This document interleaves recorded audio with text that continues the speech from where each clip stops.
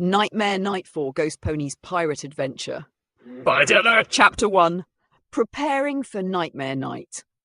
It was that time of year again in Ponyville, where the streets would soon be filled with costumes, spooky decorations, and enough candy to last until the next Nightmare Night. Ghost Pony stood in front of the mirror, adjusting his pirate hat. His costume was complete with a tattered coat and eye patch and a toy sword hanging from his side. Princess Kincaid entered the room, wearing a mad scientist costume, complete with wild, frizzy hair and goggles perched on her head.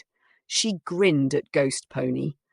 "I must say, you look like quite the fearsome pirate," Princess Kincaid teased, adjusting the goggles on her head. "But I hope you're not planning on plundering too much candy tonight." Ghost Pony chuckled. "Oh, I have my eyes on treasure, all right. The finest candy in Ponyville is waiting for me." Their son, Jack Farmer, ran into the room, his tail flicking back and forth in excitement. He was dressed as Oliver the cat, complete with whiskers drawn on his face and tiny cat ears. "Do you think I'll get as much candy as last year?" Jack asked, eyes wide with anticipation. "If you can outrun those Timberwolves," Ghost Pony joked. "Timberwolves?" Jack gasped, a mix of fear and excitement flashing across his face. "They won't catch you, not with your feline speed." Princess Kincaid reassured him with a wink. The door swung open and Fiery Ratchet strode, his detective costume meticulously put together. A trench coat, magnifying glass, and a pipe completed his look.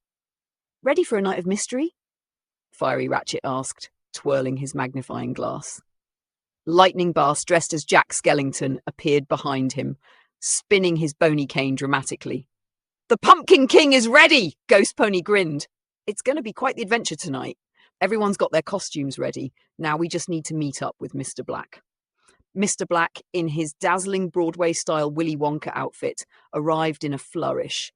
His purple coat sparkled in the dim light, and his top hat was tilted at just the right angle. "Shall we?" Mr. Black asked, giving a dramatic bow. With everyone gathered, they set off into the cool night air, ready for the adventure ahead. Chapter 2. The Haunted Woods. As the group made their way through the streets of Ponyville, collecting candy and enjoying the sights, Ghost Pony felt a chill run down his spine. There was something eerie about the woods just outside of town, the Everfree Forest. Though every pony knew to steer clear on Nightmare Night, Ghost Pony couldn't shake the feeling that something was calling him toward it. "What's the matter, Captain?" Fiery Ratchet asked, noticing Ghost Pony's pause. "Do you feel that? The woods, something's off," Ghost Pony said, narrowing his eyes. Lightning Bass shivered. "Let's just stick to the candy trail, yeah?" But before anyone could agree or disagree, a loud howl echoed from the forest. Jack Farmer's eyes widened. "Was that Timberwolves?" Princess Kincaid whispered. Suddenly, the trees at the edge of the Everfree Forest shook and glowing green eyes appeared in the shadows. "Quick! Into the woods!" Ghost Pony shouted, drawing his toy sword as if it were a real cutlass.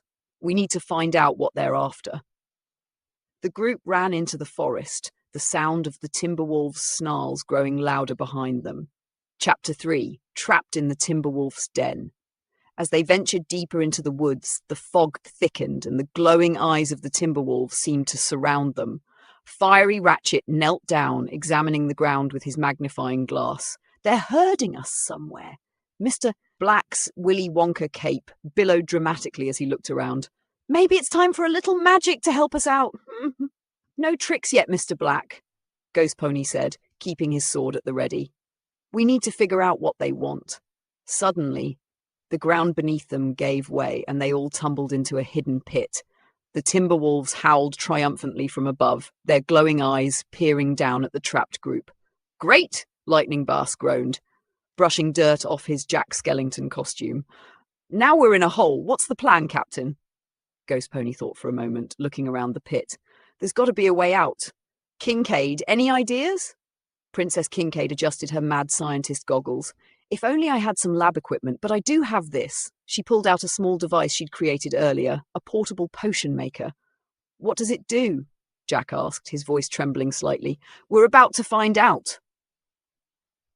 Princess Kincaid said, pressing a button. A bright flash of light filled the pit, temporarily blinding the Timberwolves. With the element of surprise on their side, Ghost Pony, Fiery Ratchet, and Lightning Bass climbed out of the pit and faced off against the Timberwolves.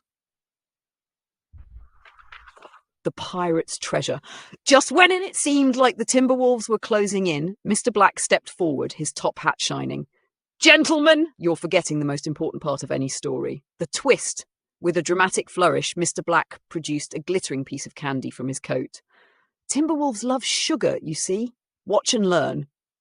He tossed the candy into the air, and the Timberwolves immediately abandoned their attack, chasing after the treat. Ghost Pony sheathed his sword, shaking his head in disbelief. Mr. Black, you just saved Nightmare Night. Fiery Ratchet gave a hearty laugh. Looks like even Timberwolves can't resist the allure of candy. As they emerged from the woods, victorious, and with plenty of candy still in their bags, Jack tugged on his father's pirate coat. Dad, do you think we'll ever face Timberwolves again? Maybe, Ghost Pony said with a grin. But next time we'll be ready. And we'll always have Mr. Black's secret weapon. Princess Kincaid smiled, and I'll always have a new potion. As the group returned to Ponyville, the town was still alive with laughter and excitement. Ghost Pony and his friends had survived another nightmare night, their bond stronger than ever. Next year, Lightning Bass said, adjusting his Jack Skellington suit, I'm thinking we skip the Timberwolves and go straight for the candy. Ghost Pony laughed. Deal. But first, let's celebrate with a little treasure of our own. And with that, the group headed toward the town square, where the biggest pile of candy awaited, Ghost Pony's treasure for the night. The end.